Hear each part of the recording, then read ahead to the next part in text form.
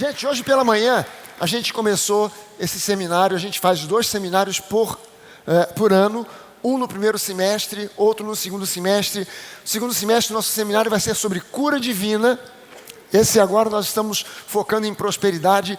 E o título da série que eu estou ministrando, e vou continuar ministrando durante a semana, segunda, terça, quarta e quinta, a gente vai estar falando sobre esse tema, livres, somos livres para prosperar. Eu e você já não somos escravos da miséria. Eu e você já não somos escravos da escassez. Peraí, deixa eu repetir, porque parece que tem gente que ainda está meio assim, anêmico. Eu e você não somos escravos da miséria.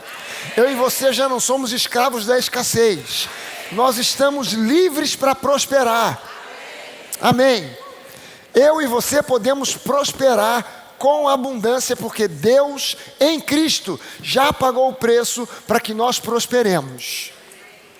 Eu dei até um subtítulo para essa série, que é Entendendo a Prosperidade Bíblica de modo bíblico. Porque qual é a confusão que existe? Existe muita crítica à palavra da prosperidade, à mensagem sobre prosperidade, chamando de o evangelho da prosperidade, esses pastores que pregam o evangelho da prosperidade. Não existe evangelho da prosperidade. O que existe é o evangelho. E no evangelho de Jesus Cristo existe cura, libertação, vida abundante, prosperidade, família abençoada. São coisas que estão inseridas dentro do evangelho. Não é algo a mais ou a menos, não é uma invenção, não é um evangelho à parte. É algo que faz parte do evangelho. Amém? Então eu creio nos princípios bíblicos da prosperidade. E uma das coisas que a gente quer num seminário como esse é retirar fora os maus entendidos, as más compreensões e trazer o entendimento plenamente bíblico daquilo o que Deus planejou para nós, daquilo que Ele prometeu para nós, para que nós então possamos exercitar a nossa fé em cima daquilo que Deus promete, em cima daquilo que Deus garante, e não em cima de uma ideia humana. Amém, gente? Prosperidade no dicionário é definido como bem-estar espiritual, saúde emocional e física e progresso material e financeiro. Você está entendendo que prosperidade não se limita a dinheiro? Prosperidade é um estado do ser que envolve saúde física, emocional, família abençoada, mente esclarecida, paz interior. Tudo isso faz parte de prosperidade. Também inclui aí a vida financeira, mas não é algo exclusivo da vida financeira. Então esse seminário é sobre prosperidade de forma ampla e não apenas relacionado com as nossas finanças. Amém, gente? 3 João no capítulo, aliás, 3 João só tem um capítulo só. 3 João no versículo 2, João diz assim, para um discípulo dele chamado Gaio, ele diz: amado, acima de tudo, eu faço votos por tua prosperidade e saúde, assim como é próspera a tua alma. Esses votos aqui, de João para esse discípulo chamado Gaio, não estavam se restringindo à área financeira, é óbvio. Isso aqui é um desejo, é um voto de prosperidade ampla, em todas as áreas. Eu faço votos pela tua prosperidade e também pela tua saúde, assim como é próspera a tua alma. Porém, eu posso garantir a você que a ênfase que João está dando aqui nesse versículo de 3 João, versículo 2, é uma ênfase na área financeira da vida de Gaio. Pastor, como é que o senhor garante isso? Será que é porque eu conheci João? Ele morreu já há algum tempinho atrás. Não é porque eu bati um papo com João e ele me contou, olha, na verdade, eu vou te contar, não está muito explícito ali no texto, mas o meu objetivo era botar um foco na vida financeira de Gaio e desejar que ele fosse próspero financeiramente, Da mesma maneira que eu desejava saúde, e na mesma medida que eu via prosperidade na alma, na mente de Gaio. Como é que eu posso afirmar para você que o foco aqui é um desejo de prosperidade financeira? É simples, é porque eu li isso aqui no grego. E no grego, essa palavra prosperidade aqui é eudo. E essa palavra eudo se escreve E-U-D-E-O-O. Eudo, falei certo? E-U-D-O-O.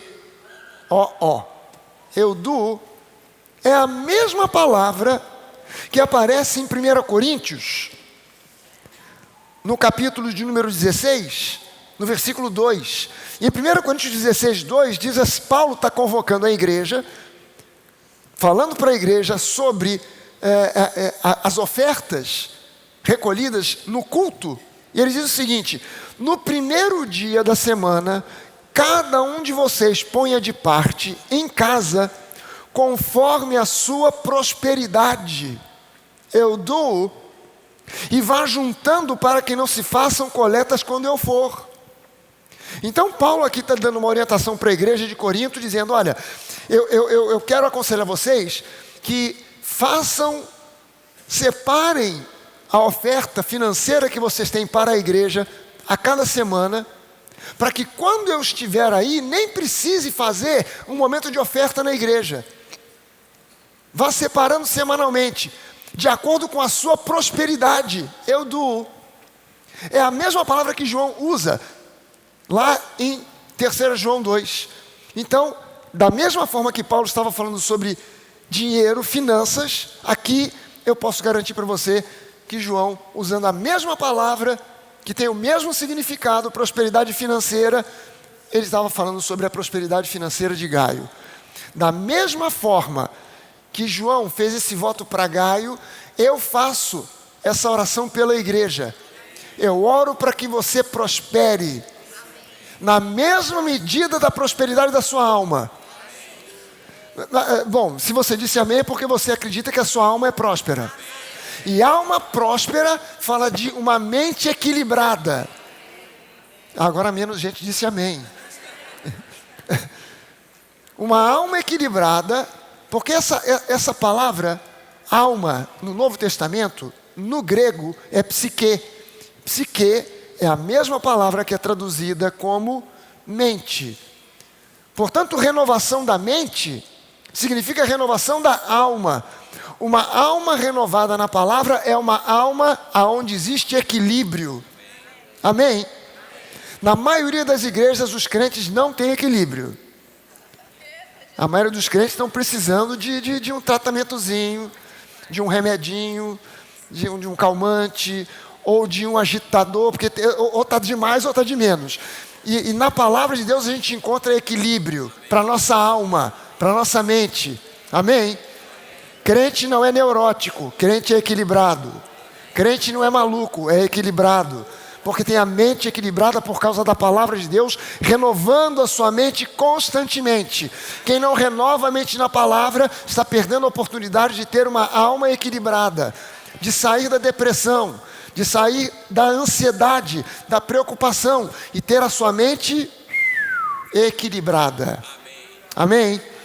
E os votos aqui que João fez para Gaio foi: eu faço votos que do mesmo modo que eu vejo, na mesma medida que eu vejo equilíbrio, prosperidade na sua alma, na sua mente, eu oro para que você tenha também equilíbrio, prosperidade, avanço na sua vida financeira. Amém? Dica para você: você nunca será mais próspero no seu bolso do que você é na sua mente, na sua alma. Se você quer prosperidade financeira, comece renovando a sua mente na palavra. E essa prosperidade virá como consequência desse equilíbrio que a palavra traz para a sua mente. Eu faço votos para que você seja próspero na mesma medida que existe prosperidade na sua alma. Deixa eu ler uma outra passagem com você aqui, Salmo 118. Salmo 118, deixa eu te explicar esse salmo aqui, porque esse trecho desse salmo é algo muito especial para esse seminário sobre prosperidade. Esse trecho aqui é o trecho que o povo cantava quando Jesus entrou em Jerusalém na sua última semana de vida. Aquela entrada triunfal em que Jesus vai montado num burrinho. Era isso o que o povo cantava quando Jesus entrou em Jerusalém naquele domingo, uma semana antes do domingo da ressurreição. Presta sua atenção. O povo cantava, porque a maioria dos salmos eram cantados, não eram simplesmente recitados. Presta sua atenção no que o povo cantava. A pedra que os construtores rejeitaram, essa veio a ser pedra angular. Se você já frequenta a igreja há algum tempo, você vai responder essa pergunta fácil. A quem se refere esse versículo aqui? A pedra que os construtores rejeitaram? Jesus. Essa pedra angular é Jesus. Isso procede do Senhor e é maravilhoso aos nossos olhos. Este é o dia que o Senhor fez. Exultemos e alegremo-nos nele. Ó Senhor, salva-nos. Senhor, nós te pedimos. Ó Senhor, concede-nos prosperidade. Bendito o que vem em nome do Senhor. Então olha só, Jesus está entrando em Jerusalém na semana do seu julgamento, que ele já sabendo que no final da semana, no início da próxima, tem a cruz, tem a morte, tem o sofrimento, aquilo que ele vai fazer no nosso lugar, aquilo que ele vai sofrer no nosso lugar. E ele ouve o povo clamando: ó Senhor, salva-nos, dá-nos prosperidade. E a gente viu hoje aqui pela manhã uma passagem do livro de Isaías, que eu disse, normalmente nós isolamos esses versículos, não colamos um com o outro, não botamos um junto com o outro. E o texto de Isaías, eu vou ler de novo aqui com você. Isaías no capítulo de número 1, eu li do versículo 18 ao versículo, o versículo 18 e o versículo 19. E no versículo 18, a gente lê o versículo 18, mas normalmente não junto com o versículo 19. Ou a gente lê o versículo 19, mas não junto com o versículo 18. Só que os dois estão no mesmo contexto. E aqui no versículo 18 ele diz: o Senhor diz, venham pois, e vamos discutir a questão. Há uma outra versão que diz: vinde e arrazoemos. Vamos debater essa questão, vamos conversar sobre isso. E olha que ele continua dizendo: ainda que os pecados de vocês sejam como o escarlate, eles se tornarão brancos como a neve. Ainda que sejam vermelhos como o carmesim, eles se tornarão como a lã. Se vocês estiverem dispostos e me ouvirem, vocês comerão o melhor desta terra. Nós vemos o versículo 19 e entendemos, quando nós isolamos o versículo 19, nós entendemos que essa é uma promessa de prosperidade. Se vocês quiserem e derem ouvidos à minha voz, vocês vão comer o melhor dessa terra, vocês vão desfrutar do melhor dessa terra. Mas o versículo está associado com o 18. E no 18 ele está falando sobre remissão de pecados. Então quando você vê primeiro remissão de pecados, depois prosperidade. Por que Deus dispôs essas coisas dessa maneira? Porque o trabalho de Jesus na cruz do Calvário trouxe sobre nós remissão de pecados. Mas associado a isso está a prosperidade.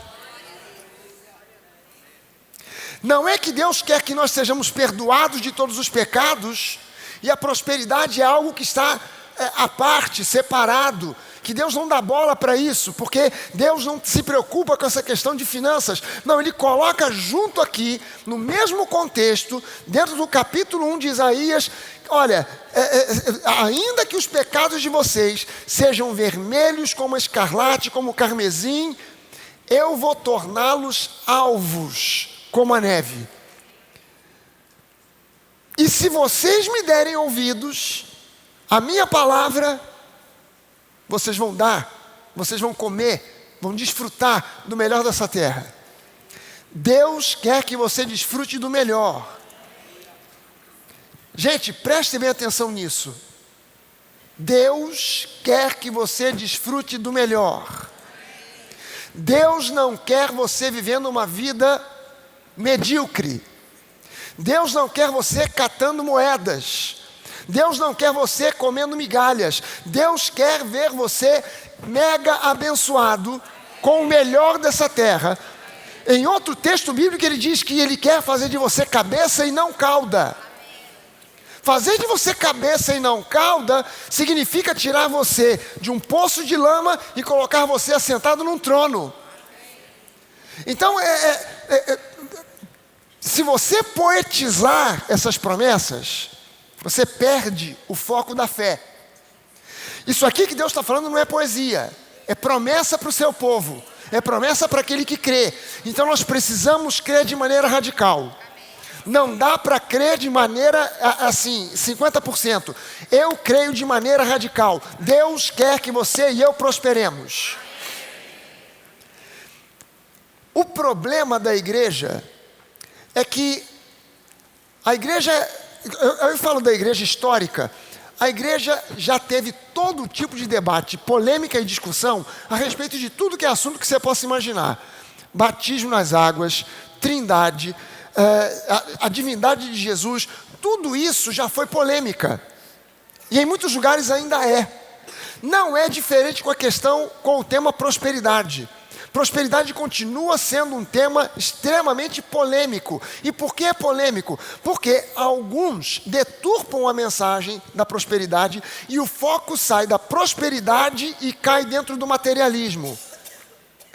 Deus não quer você focado nas coisas materiais. Busque o reino de Deus em primeiro lugar e as demais coisas te serão acrescentadas. Então, quando você inverte as coisas e começa a buscar as coisas, ao invés de buscar o reino, o seu foco começa a ser um foco materialista. E você começa a ficar focado em coisas, em dinheiro. E você começa a buscar primeiro a prosperidade e o reino fica em segundo plano. O resultado disso é um desastre. Mas quando você coloca as coisas na perspectiva correta, buscar o reino de Deus em primeiro lugar, e as coisas te serão acrescentadas, você nem precisa ficar preocupado com as coisas, porque elas chegarão a você. Você vai sair dessa dimensão do correr atrás, para correr na frente. Eu estou correndo atrás de ser abençoado. Eu não estou correndo atrás de ser abençoado. Eu já sou abençoado e as coisas me seguem. As bênçãos me seguem. Bondade e misericórdia me seguirão. Não, elas vêm atrás de mim, não sou eu correndo atrás delas. São elas vindo atrás de mim, de você. Você e eu precisamos de exercitar fé no seu mais alto nível, no nível mais radical. Crendo que Deus, Ele é o Senhor que nos dá prosperidade, que quer que nós prosperemos e que não sonega bem nenhum àqueles que o buscam. Amém, gente? Prosperidade fala desse progresso em todas as áreas, e nós estamos focando aqui, como João focou, falando para o seu discípulo Gaio, nós estamos focando nessa área das finanças agora. O seminário do segundo semestre sobre cura é também sobre prosperidade, na área de saúde. Mas aqui a gente está falando um pouquinho sobre essa questão de prosperidade. E eu quero que você saia daqui desse seminário, dos dias desse seminário, entendendo uma visão equilibrada. Porque, olha só os dois pontos de desequilíbrio que a igreja bota foco. Deus não está nem aí com essa história de finanças, de dinheiro, essa história de prosperidade é uma coisa do diabo, o dinheiro é do diabo, e você não tem que se preocupar com isso. Isso é um extremo. O outro extremo é, se você não tem dinheiro e não é rico, você não é crente. Você não está crendo em Jesus. Porque se você cresce de verdade, você estava rico. Aí a pessoa, ela não consegue entender que Deus não quer você na miséria, mas Deus não quer você com foco simplesmente olhando para o dinheiro. Deus quer que você esteja com foco nele e as demais coisas te serão acrescentadas. O foco não é o dinheiro, o foco não é a coisa material, o foco é o reino, o foco é Jesus, o foco é Ele. E Ele faz com que todo o resto seja acrescentado na nossa vida. Então eu até entendo essas críticas que se fazem à mensagem da prosperidade, porque aquele que é um líder responsável, cristão, ele se preocupa que a igreja esteja recebendo uma mensagem que seja bíblica e que não seja alguma coisa fora do eixo daquilo que a Bíblia prevê. Mas nós precisamos encontrar o foco, o ponto certo para aplicar a nossa fé de modo radical. Encontrar o ponto certo da Bíblia para aplicar a nossa fé de modo radical. Deus é o criador da riqueza. Deus não criou a riqueza para Ele. Deus não precisa de nada. Olha só o que diz aqui o Salmo 50, os versículos 10, 11 e 12. Deus diz assim: pois são meus todos os animais do bosque, e as alimárias aos milhares sobre as montanhas. As alimárias são o gado. São meus animais dos bosques e os gados todos sobre as montanhas. Eu conheço todas as aves dos montes e são meus todos os animais que pululam no campo. Se eu tivesse fome, eu não te diria, pois o mundo é meu e tudo quanto nele se contém. Eu não sei o que Deus está dizendo. Se eu tivesse sentindo fome, nem precisava falar com você, porque eu sou o dono de tudo. Ele criou a riqueza. Ageu capítulo 2, versículo 8, agora Deus diz assim: minha é a prata, meu é o ouro, diz o Senhor dos Exércitos. Minha é a prata, meu é o ouro. Quem é que criou riqueza nesse mundo? Deus. Deus é o criador da riqueza. Ele criou isso para Ele. Para quem Ele criou essa riqueza? Não foi para os anjos, não foi para o diabo, não foi para os demônios, foi para nós. Deus criou o mundo, o universo em 5 dias. No 6º Ele criou o homem. E quando o homem chegou, já havia ouro, prata, já havia alimento, já havia água, já havia tudo preparado para ele viver uma vida abundante. O homem não teve que ser criado primeiro e ficar curtindo um tempo de miserê para depois Deus fazer as coisas acontecerem. Quando o homem chegou na face da terra, tudo já estava pronto para ele viver uma vida de abundância. Então Deus criou a riqueza não para Ele próprio, porque Ele é o dono de todas as coisas, e se Ele sente fome, Ele nem precisava falar com ninguém.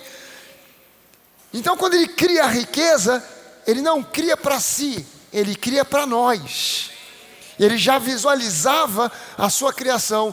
Deus nos criou por amor.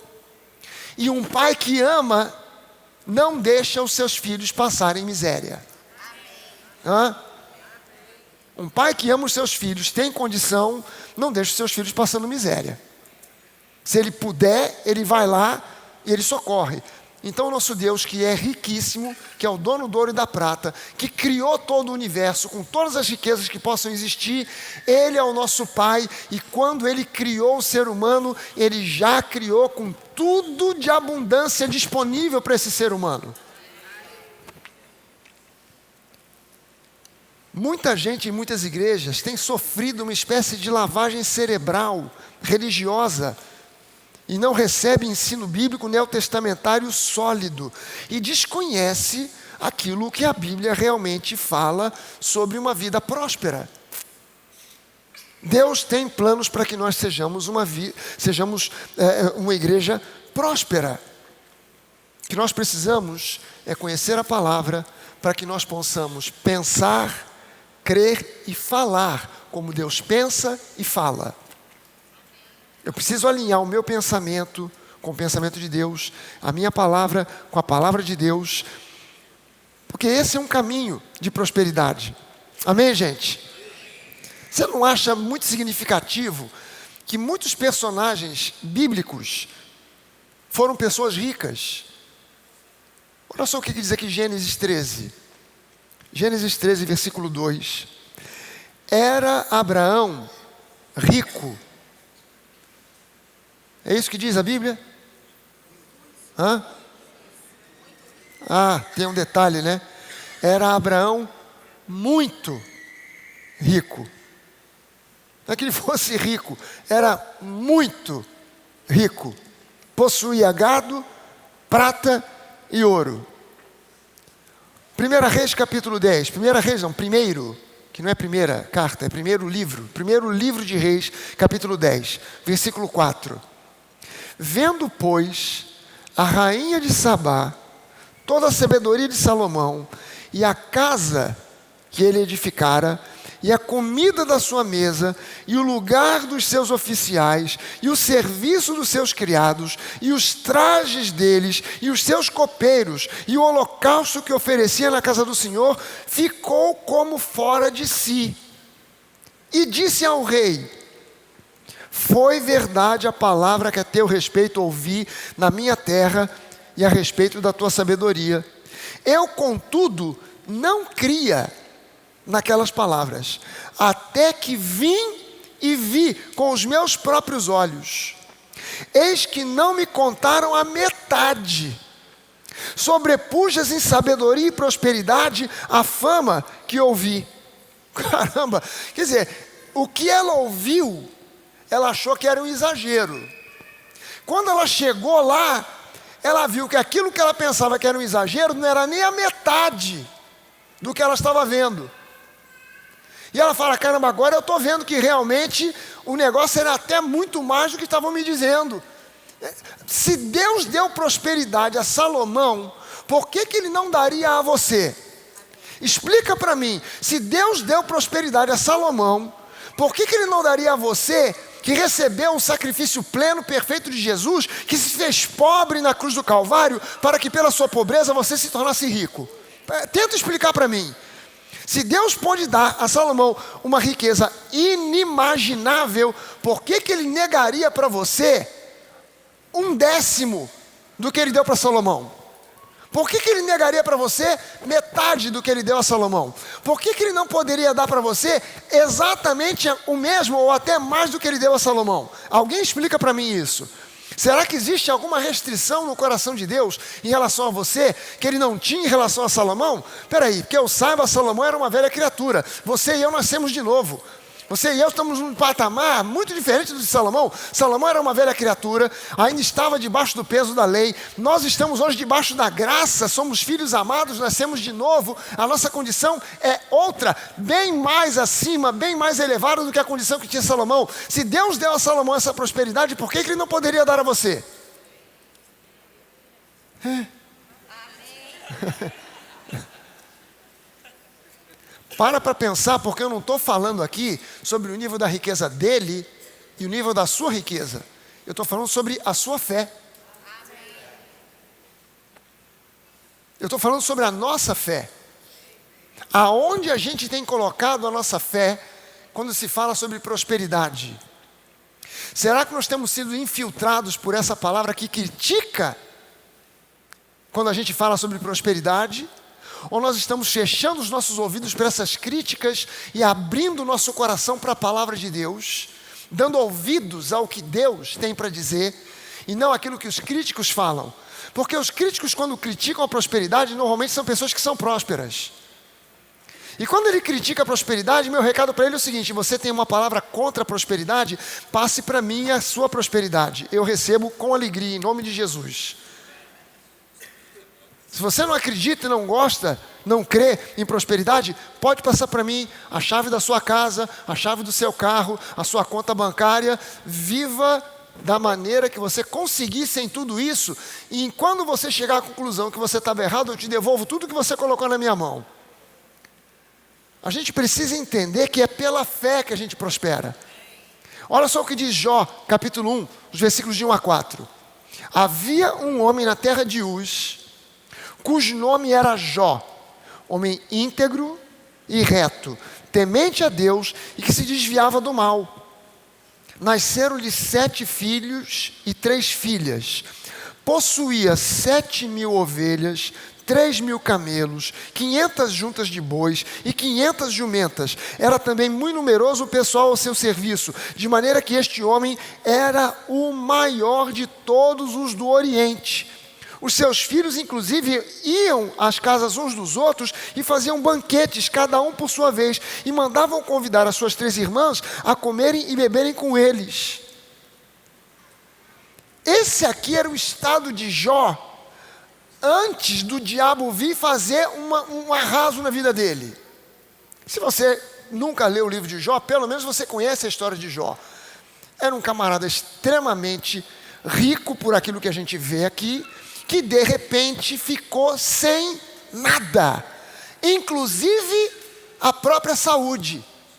Mas o relato que você tem aqui, anterior ao ataque do diabo à vida de Jó, é um relato de um homem extremamente rico, não é isso? Aí veio o diabo, fez o que fez, ele perdeu a saúde, ficou um tempão, 9 meses, passando por aquele sofrimento e tal, e de repente, Deus, a Bíblia diz que Deus restaurou a vida de Jó. Aí você pensa assim, restaurou, quer dizer, fez Jó voltar ao estado anterior aos 9 meses. Então, o que seria de se esperar? Que no final do livro de Jó, diga, então Jó voltou a possuir 7.000 ovelhas, 3.000 camelos, 500 juntas de bois, 500 jumentas, e que tinha numeroso pessoal. Era o que você espera, porque Deus restaurou. Mas quando Deus restaura, Ele nunca traz você de volta para o lugar onde você estava antes. Ele sempre te leva para um lugar acima do que você estava antes. Restauração na nossa cabeça é uma coisa, na cabeça de Deus é outra. Restauração na nossa cabeça é pegar um quadro que agora está todo bagunçado e fazer aquele quadro, levar para um especialista, e ele vai fazer aquele quadro voltar a ser exatamente como foi no dia que o pintor terminou a obra. Ele não vai fazer o quadro ficar diferente, não, ele vai trazer o quadro para ser igual como o dia que o pintor terminou a obra. Vamos restaurar o quadro da Mona Lisa, o quadro de...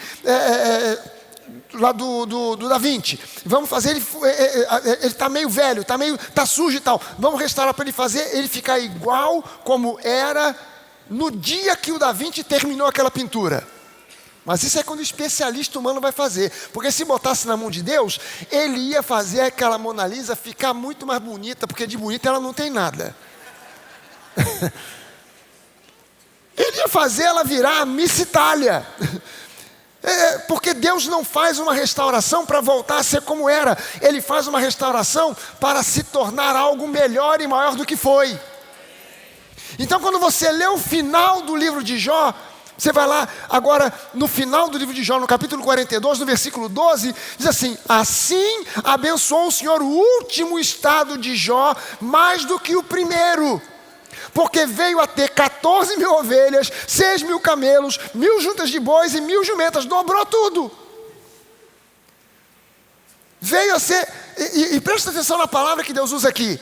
Assim abençoou o Senhor o último estado de Jó.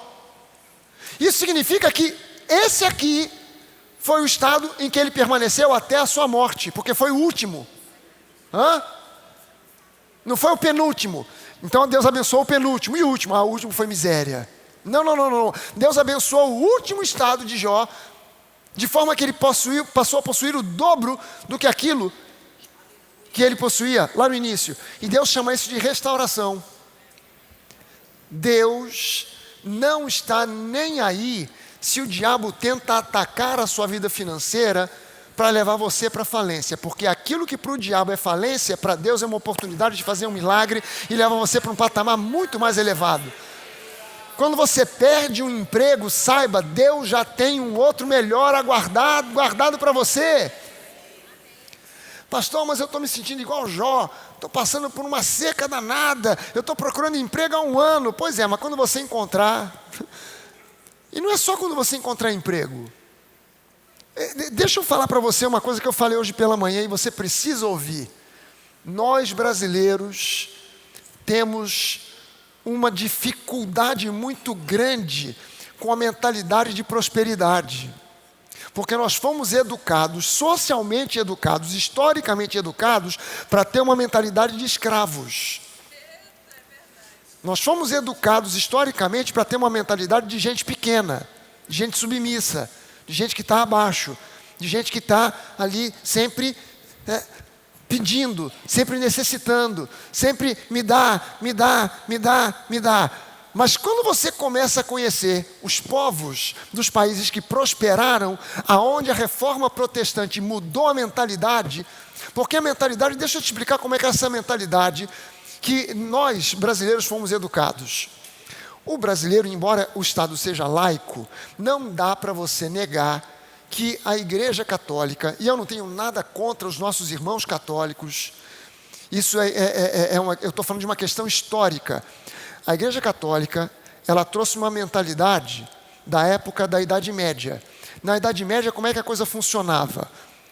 A igreja dizia que você, se nasceu senhor, você nasceu dono de terras, essa era a vontade de Deus para você.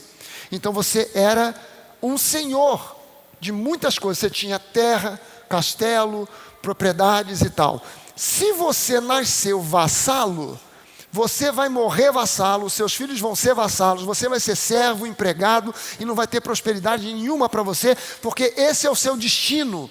Deus criou isso para você. Quando a reforma protestante aconteceu, Lutero entendeu na palavra de Deus que Deus promete honrar o trabalho, abençoar o trabalho das nossas mãos. Então o trabalho que era visto como uma coisa, como uma maldição, por isso os senhores de terras não trabalhavam, porque na visão que eles receberam, que eles aprendiam, que eles entendiam, o trabalho é uma maldição, o trabalho é para os vassalos, não é para mim que sou um senhor, que tenho títulos, é para aqueles que estão lá servindo, para os servos. Quando a reforma protestante trouxe essa visão, esse entendimento simples de que Deus abençoa o trabalho das suas mãos, o trabalho nos países onde a reforma protestante foi vigorosa, aconteceu, começaram a entender o trabalho como uma bênção. Que você podia ter nascido pobre, mas você poderia trabalhar e enriquecer com o seu trabalho. Então essas pessoas desenvolveram uma mentalidade, esses países desenvolveram uma mentalidade de empreendedorismo. Nós desenvolvemos uma mentalidade de carteira assinada. Ah, mas eu tenho que ter a carteirinha assinada. E a carteira assinada, muitas vezes, é exatamente um título de escravidão. E você fica preso a um emprego onde você ganha pouco, mas é garantido. O empreendedorismo exige de nós coragem e fé, porque exige de nós enfrentarmos um risco. Eu vou arriscar e Deus vai me abençoar. Eu vou investir, Deus vai me abençoar. Você sabia que cada garoto desses que você encontra no sinal, vendendo paçoca, bala, sei lá mais o quê, na verdade aquilo é uma ação empreendedora? Se aqueles garotos tivessem uma mentalidade empreendedora, eles iam pensar assim: eu consegui arrumar um dinheirinho para comprar uma caixa de house, de mentos, de chiclete, qualquer coisa. Vendi todos os chicletes, vendi todos os house, vendi todo o mentos. Vou comprar agora 2 caixas. Das 2 eu vou agora fazer 4. Das 4 eu vou fazer 8. De 8 eu vou fazer 16. E agora eu já não consigo vender sozinho, eu vou contratar um coleguinha meu para trabalhar comigo aqui, vou pagar para ele uma comissão para ele me ajudar a vender essas balas no sinal. Agora já não dá mais para ficar no sinal, porque das 16 eu fiz 32, das 32 eu fiz 64, e agora eu vou montar uma barraquinha para vender bala. A barraquinha vai progredir de 64, eu vou partir para 240, 380, 400 mil, e agora eu vou abrir uma fábrica para fazer bala. Mas como a pessoa fica na mentalidade da carteirinha assinada, eu continuo comprando um pacotinho de house para vender no sinal. Acabou aquele pacote, eu só compro outro para vender. E assim eu fico vendendo o almoço para comprar a janta. E a gente precisa de entender que prosperidade começa na nossa mentalidade. Eu preciso de ter uma mentalidade empreendedora. Pastor, eu estou desempregado há 1 ano. Por que ainda não começou a empreender? Mas o que eu vou fazer, pastor? Qualquer coisa. Até vender bala no sinal.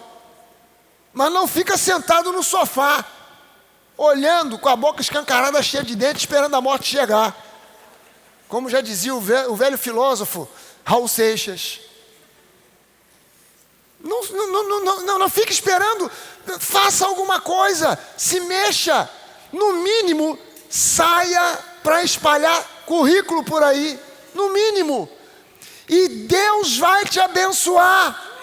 Você não é qualquer um. Você não está entregando currículo à toa. Você não está buscando um modo de empreender porque simplesmente não tem mais o que fazer. Você está seguindo um plano e um propósito de Deus e Ele vai te abençoar.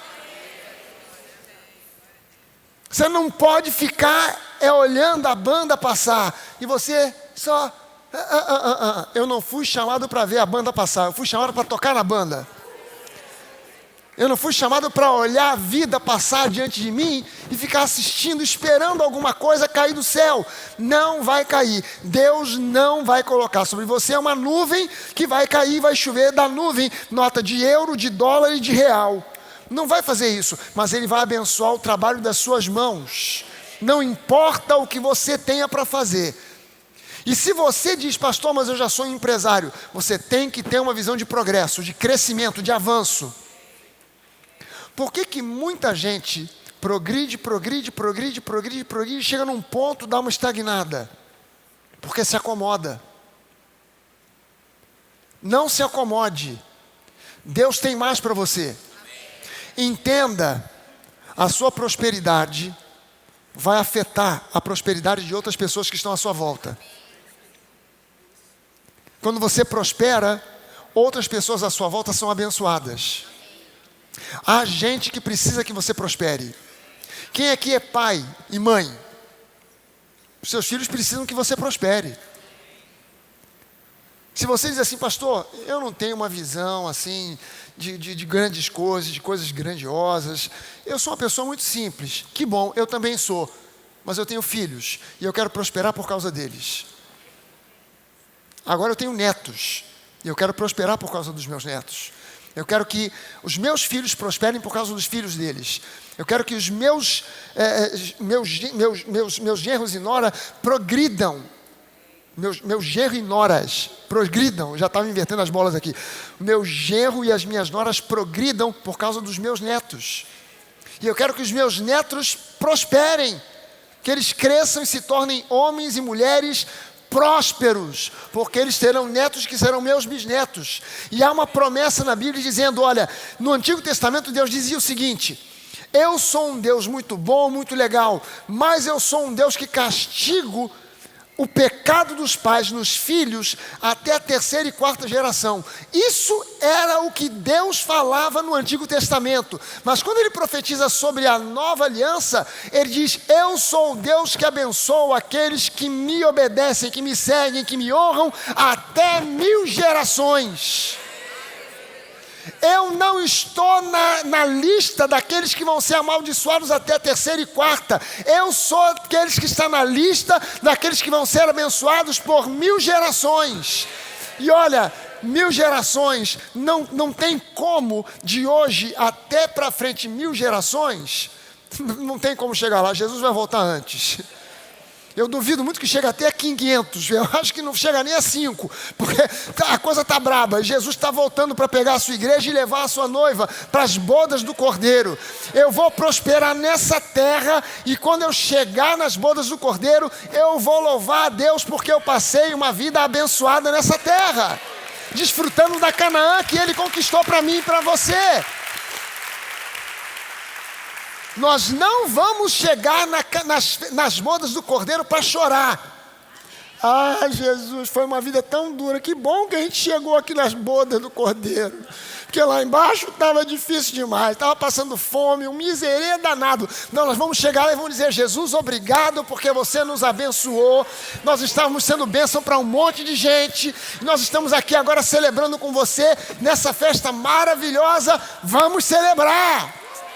Mas a gente não começa a celebrar quando chegar lá nas bodas do Cordeiro. A gente começa a celebrar hoje, aqui e agora. Porque a gente já vê essa festa acontecendo e a gente já crê. Deus tem prosperidade para mim e para você hoje, aqui e agora. É promessa dele. É promessa da palavra. Se ele prosperou Abraão, se ele prosperou Jó, se ele prosperou tanta gente no Antigo Testamento, por que ele não vai nos fazer prosperar? Olha esse outro exemplo aqui. 2 Crônicas, capítulo 26, versículos 1 e 5. Todo o povo de Judá tomou a Uzias, que era de 16 anos, e o constituiu rei em lugar de Amazias, o seu pai. Agora olha só, esse garoto, 16 anos, eu não sei o que ele viu, eu não sei o que ele entendeu a respeito de Deus, da palavra, mas no coração dele, ele se propôs a buscar a Deus. Agora olha só o versículo 5. Propôs-se buscar a Deus nos dias de Zacarias, que era sábio nas visões de Deus. E nos dias em que Uzias buscou ao Senhor, Deus o fez prosperar. Nos dias em que ele buscou o Senhor, Deus o fez prosperar. Então Jesus não inventou essa coisa de buscar o reino de Deus em primeiro lugar e as demais coisas serão acrescentadas. Ele já tinha o exemplo de Uzias. Nos dias em que esse garoto, que talvez não fosse um economista, não foi formado em relação à faculdade de economia que nem existia, mas ele sabia de uma coisa: Deus é bom, Deus é fiel, Deus tem promessas para o seu povo. Eu me proponho a buscar a Deus. E no tempo em que ele buscou a Deus, ele não buscou a Deus pensando assim: eu vou buscar a Deus e vou enriquecer. Não, ele simplesmente se propôs: eu vou buscar a Deus. Ponto. Por causa disso, Deus o fez prosperar. Uau! O que Deus fez por Uzias que não poderia fazer por mim e por você? O que Deus fez por esse jovem que ele não poderia fazer por nós? Se ele deu prosperidade a esse jovem rei que decidiu buscar a Deus, que tomou uma atitude dizendo: eu não quero saber o que foram os reis antes de mim, se buscaram ou não buscaram, eu vou buscar a Deus. E por causa dessa decisão, ele foi próspero. Seu reinado foi próspero. Busque o reino em primeiro lugar e as demais coisas te serão acrescentadas. Pastor, mas eu já estou buscando há um tempão, ainda não vi. Prosperidade é algo que é um fruto, não é uma mágica. Você precisa ter paciência e saber que Deus está operando em cima de tudo aquilo que você tem semeado. O apóstolo Paulo, ele compara as nossas ofertas, os nossos dízimos e ofertas, com sementes. Mas eu quero que você entenda uma coisa: quando você dá do seu tempo a Deus, você está semeando. Quando você dá dos seus talentos para a obra de Deus, você está semeando. Quando você serve a alguém na igreja, quando você serve na recepção, quando você serve conversando com os visitantes, quando você serve auxiliando no funcionamento do culto, você está semeando. Quando você abençoa alguém necessitado, você está semeando. E aquilo que você semeia é uma lei bíblica. Aquilo que você semeia, você colhe. E quando você semeia no reino, seja com as suas finanças, seja com os seus dons e talentos, seja com o seu tempo, seja com o que for, você está semeando, Deus vai honrar e trazer uma colheita. Mas uma colheita não acontece nunca no dia seguinte da semeadura. Então você precisa se manter firme na convicção: Deus é fiel. Eu tenho semeado, Deus vai me trazer colheita. Eu tenho semeado do meu tempo, eu tenho semeado dos meus talentos, eu tenho servido ao meu próximo, eu tenho semeado com as minhas finanças no reino. Deus vai trazer prosperidade. É uma postura, é uma crença, é uma fé radical. Eu creio que Deus vai me fazer próspero. Não importa o que a conta bancária esteja dizendo. Não importa que você olha lá e vê lá, tá difícil, tá ruim. Você tem que ter a coragem e a ousadia de, mesmo diante dessa perspectiva de uma conta bancária que não está recheada, olhar para a conta, olhar para aquilo que diz lá o aplicativo do banco e dizer: eu sou próspero, o Senhor é meu pastor e nada vai me faltar. Eu quero fazer um desafio para você. Eu quero que você saia daqui com esse desafio. Mantenha firme a tua confissão de fé, independente das notícias, independente do que você sinta, independente de qualquer coisa. Não se deixe guiar por sentimentos.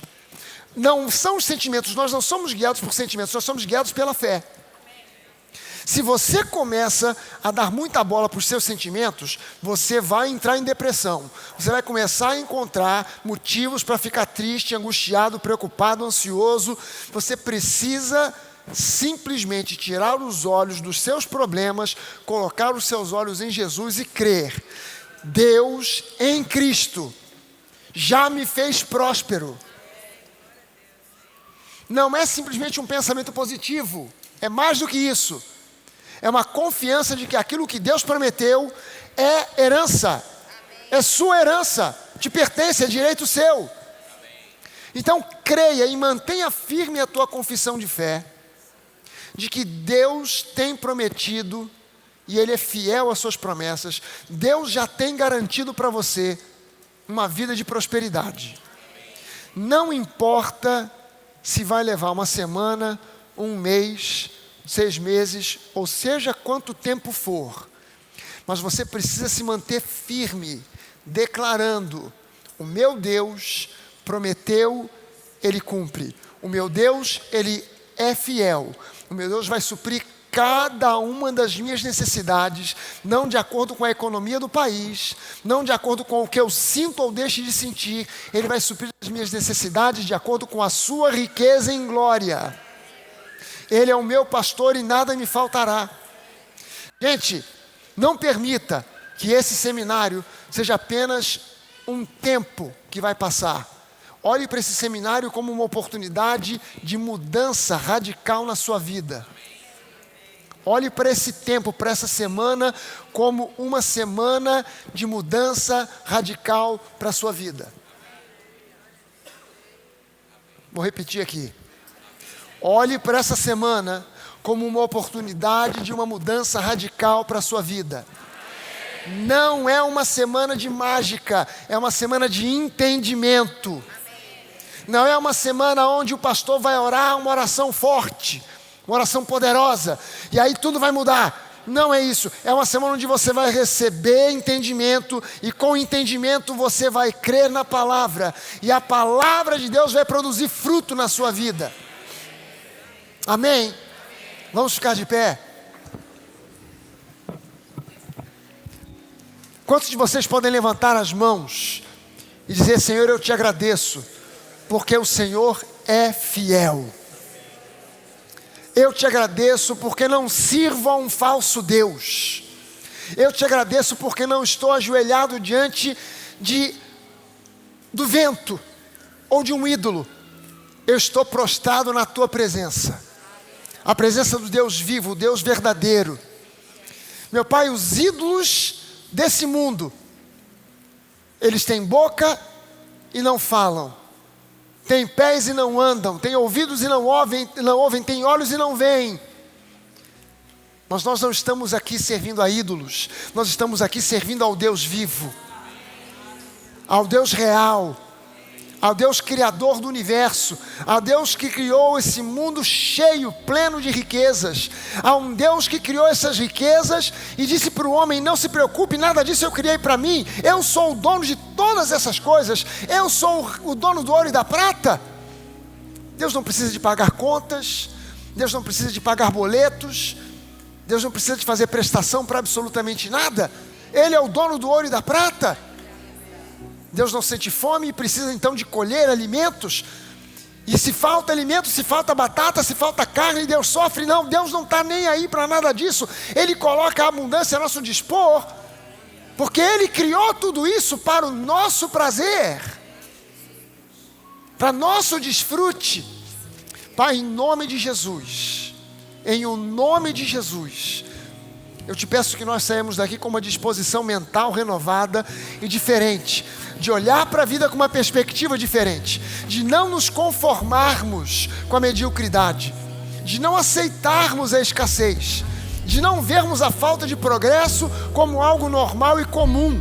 Não, não, não. Se no nosso país existe essa mentalidade, nós, como filhos do Deus vivo, como membros dessa igreja, não viveremos debaixo dessa mentalidade. Nós queremos ter a mente de Cristo, vivenciar a mente de Cristo, pensar como Deus pensa, falar como Deus fala, e declarar, meu Pai, no nome de Jesus, dá ao teu povo, eu peço, eu oro, dá ao teu povo essa mentalidade empreendedora, dá ao teu povo coragem, ousadia, fé para se mover e não ficar parado queixando-se das crises, queixando-se do governo, queixando-se disso, daquilo e daquilo outro. Que nós deixemos tudo isso para trás e sigamos adiante, sabendo que o nosso Deus não é afetado por crise alguma, sabendo que o nosso Deus não está amarrado ou preso à economia do país,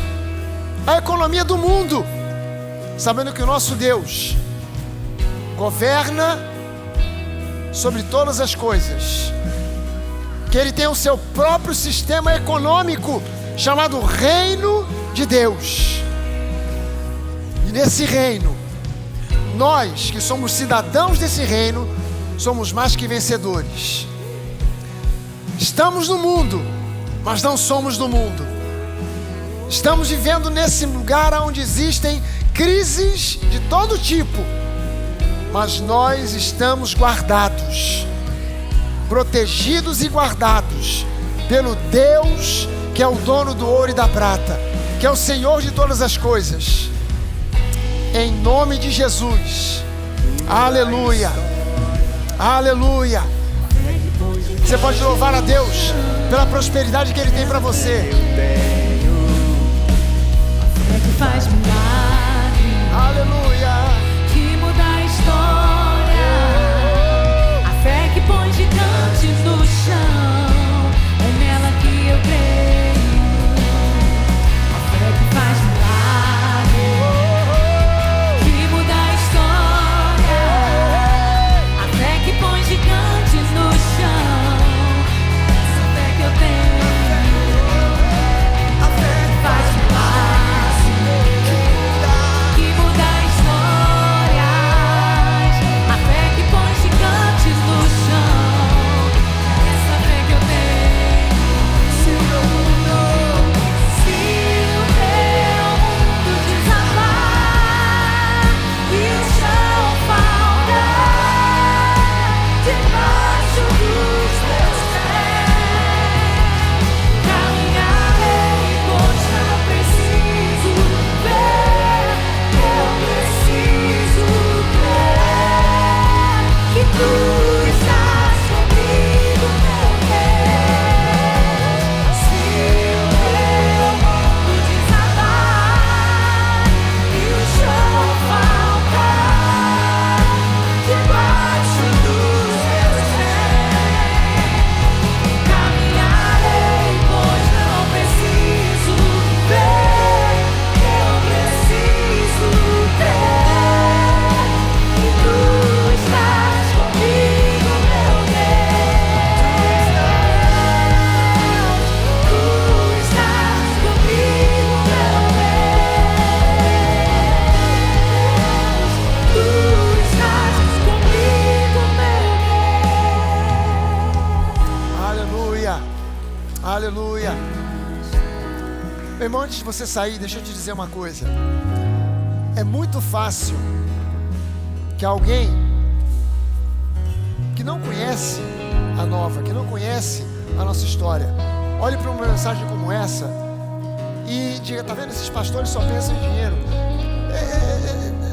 Não dê ouvidos a esse tipo de crítica. Quem conhece a nossa história sabe que a última coisa que a gente pensa é nessa questão de dinheiro. Mas o meu desejo é que você tenha uma revelação profunda sobre a prosperidade que Deus tem reservada para cada um de vocês, para que você prospere e o mundo olhe para vocês, para cada um de vocês, com inveja. O que eu estou orando não é repreendendo o olho gordo na sua vida, eu estou orando para ter olho gordo na sua vida, para ter gente olhando para você assim, ó, aquele olhão. Porque na verdade a Bíblia fala sobre isso, dizendo que nós prosperaríamos de modo que o mundo invejaria a nós. Eu não tenho que ter medo da inveja, eu tenho que olhar e saber: cara, isso é motivo para eu poder falar do meu Deus para essa pessoa. Isso é a razão para eu poder testemunhar para essa pessoa que Deus é um Deus que tira você da lama e coloca você assentado num trono de glória. Amém? Amém. Amém.